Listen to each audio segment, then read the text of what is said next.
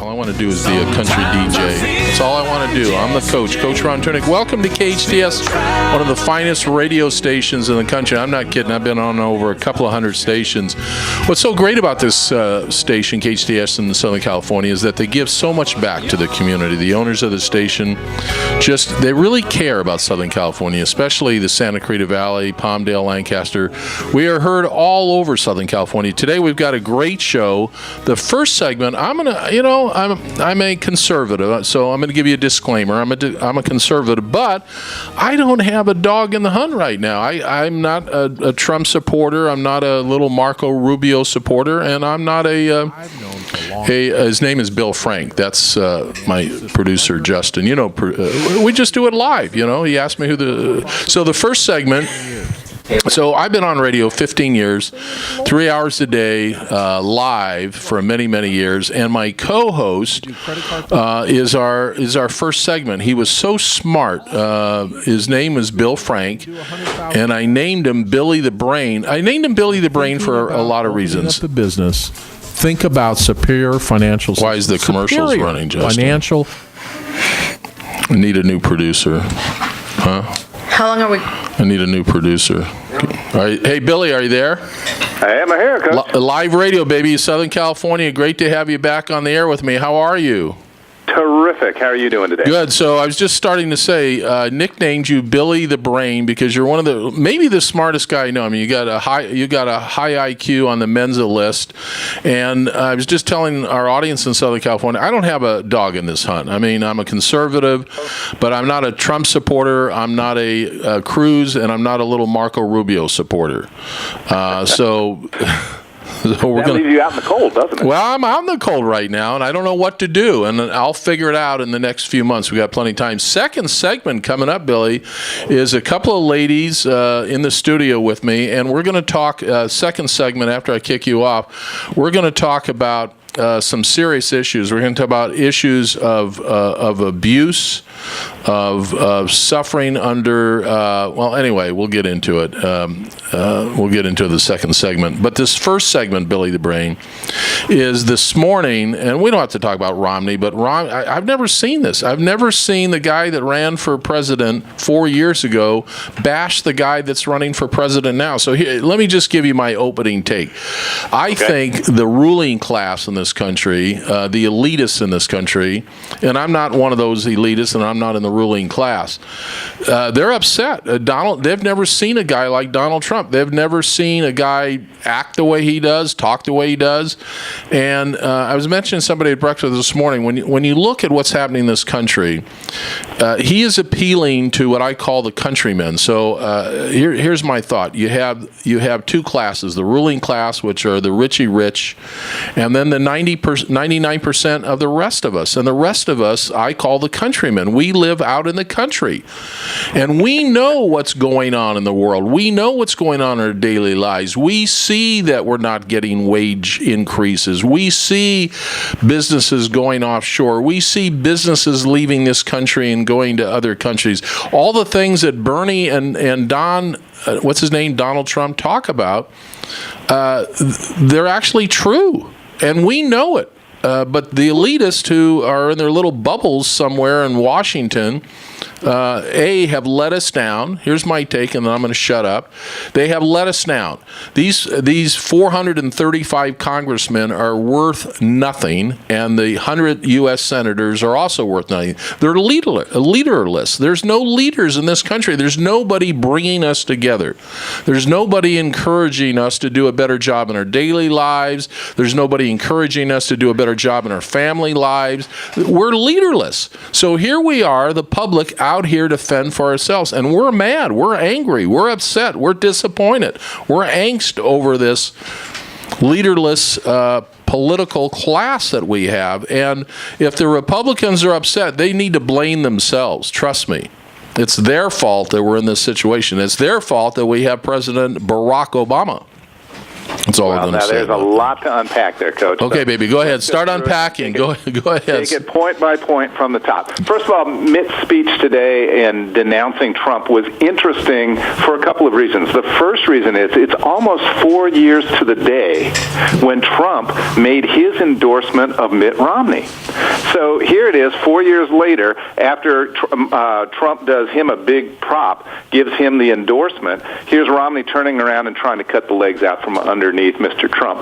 So that was an interesting thing that I noticed right off the bat. And then listening to the comments, listening to Mitt Romney speak, it made me think this isn't going to change the minds of any of the Trump supporters.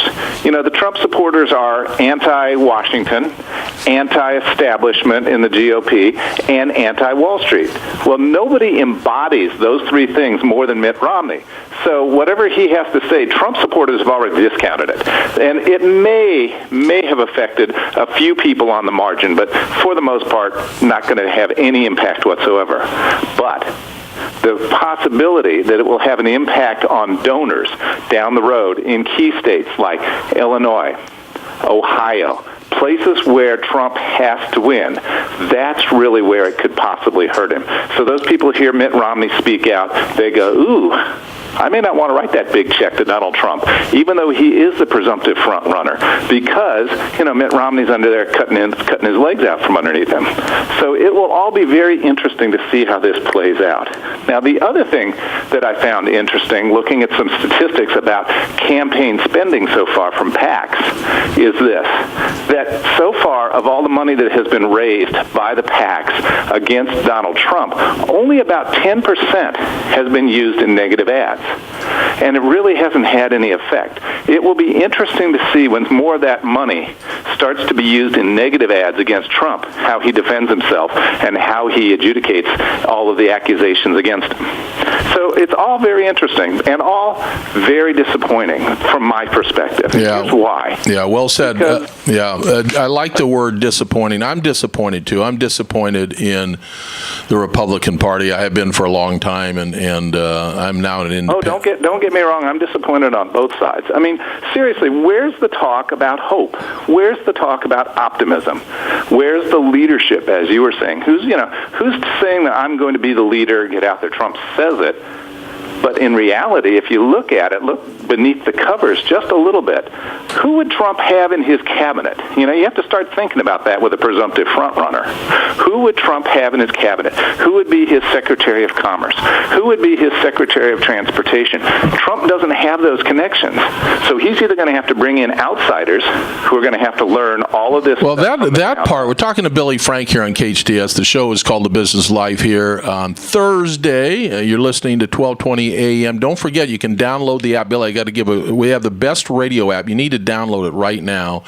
Go to the App Store, whether you have a Droid or iPhone. Download this app, Billy. It's KHTS, and then 1220 a.m. will pop up. You can listen to the show live as often as you want, and then the podcast, if you go to hometownstation.com, you can listen at home, and then you can listen to our podcast. Bill Frank's my very, very special guest. Nicknamed him Billy the Brain. He was my co-host for many, many years on our daily show.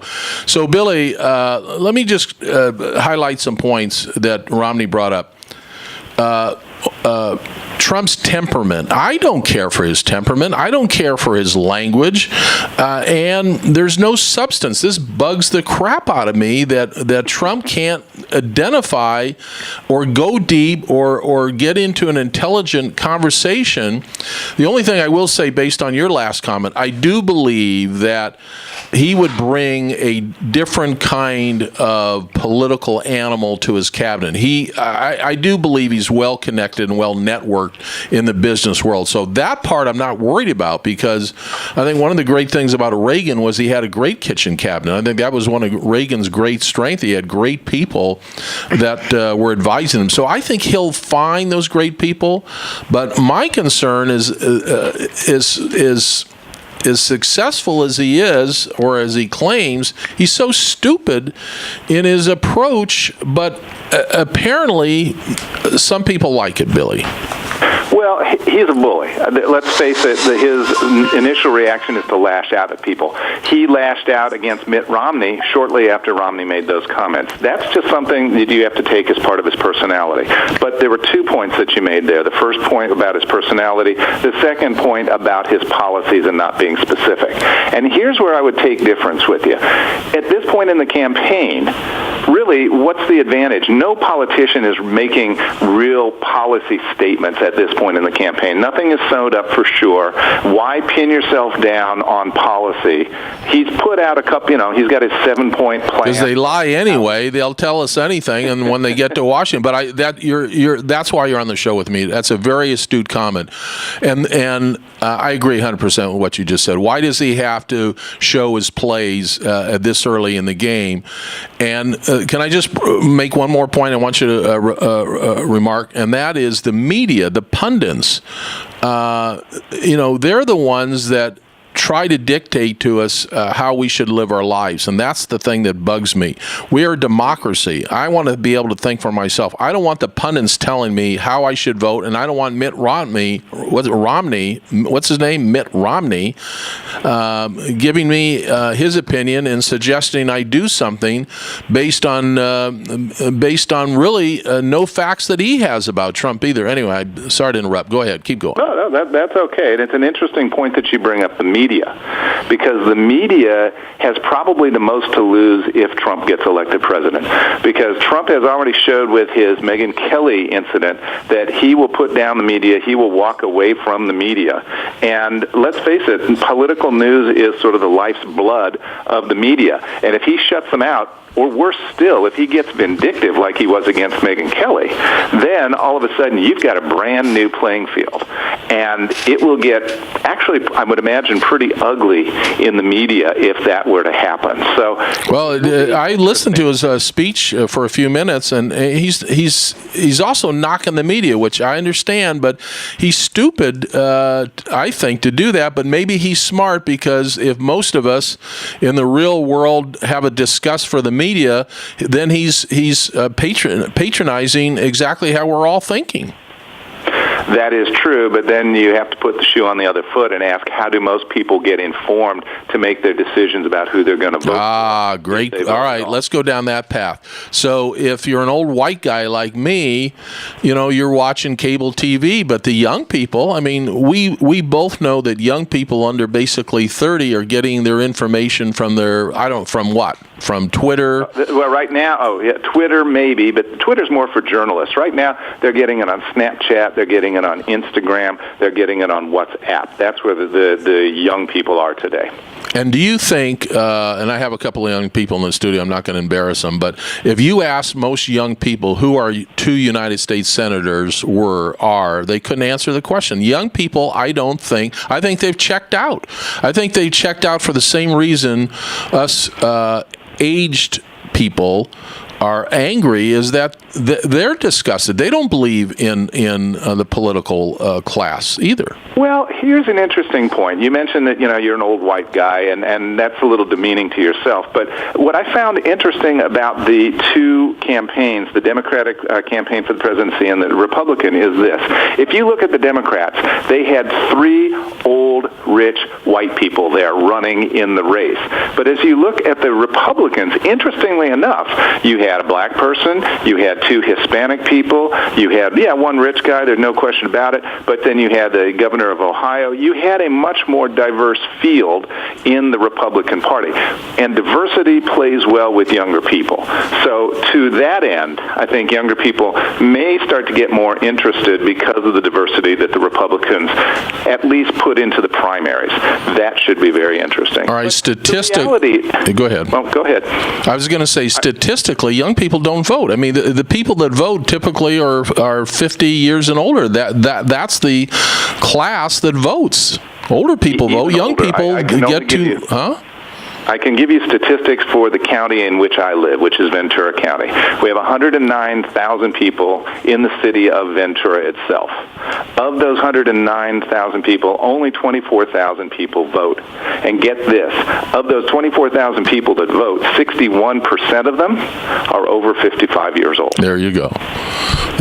So And nobody listens to radio that's under 45 anyway. So if I have one listener under 45, call in right now, and you will get some kind of a gift or reward, right, Justin? If you're 45 or younger, nobody listens to radio under 45. You're listening to KHTS 1220 AM here in Southern California. Bill Frank is nicknamed Billy the Brain, and he'll be on many, many times because he's one of the smartest young guys here in America. So we got 5 minutes left, and this segment's up, and then my next segment, Billy, is really interesting. Keep listening on hometownstation.com because we're going to talk about two young ladies that survived in horrible situations growing up, and you'll hear their story. So what's your take? What do you think? Do you think we're going to get to a brokered convention? That's what I think. I think we're going to have a brokered convention. And do you think that they're getting Romney ready to move? Somebody, I mean, if it's a brokered convention and none of these guys get enough votes, who are they going to waltz in? Well, that's an interesting point. I'd say it's a little too early to place bets on whether it will be a brokered convention or not. If it is a brokered convention, that opens up the door for the Democrats to waltz right into the White House because they will be able to show, once again, that the GOP is in disarray, that they don't know what it is that they're doing, that they're a bunch of amateurs. And here we have this seasoned veteran who has served as Secretary of State, who's been in the White House, who's done this and yada, yada, yada, and she can just waltz right into the White House. That would be a mistake if there was a brokered convention at this point, in my opinion. I think more likely what you're going to see is you're going to start to see money start to dry up for Donald Trump down the road because of what Mitt Romney says, because of what Rubio is saying, because of what Cruz is saying. They're going to take funding away from him, and funding would then throw it back to him to use his resources, to use his wealth in order to keep the campaign going. And I'm not sure how committed he is to doing that. We will see in time. If what I say comes to pass, he'll have to pony up his own money, and when he ponies up his own money, we'll see how far that goes. When I haven't checked, when he has to win, when does he get the money from the Republican Party? When he wins the nomination or when he gets to the 1,237 delegates? Yeah, that's one and the same thing. So that is when he starts getting more of the money. But his biggest concern, and it's all the shadow money that's out there right now, the PACs, the political action groups for guys like Cruz, for guys like Rubio, that are theoretically independent of the candidates, don't take any direction from them, but they can take pot shots however they choose to do that in whatever way, shape, or form. And I'm sure that Trump, his PACs are out there working as well, but he only has one. No, he's not accepting PAC money. Never mind. He has no PACs. Yeah, Trump has. All right, we have 2 minutes left. Billy the Brain, Bill Frank is my very... Do you have a website? Brainstormingonline.com. Brainstormingonline.com. And I'm telling you, Justin, this is one of the best little websites. To me, you're still the best interviewer I've ever met in America. I mean, you've interviewed thousands of some of the greatest people walking on the face of Earth. That's Bill Frank, my very special guest. All right, you got a minute left. You said something to me the other day that I liked, and that is we should take this misplaced anger and try to turn it into some positive stuff, and no leaders are doing that. That's just it. Where's the talk about hope? Where's the optimism?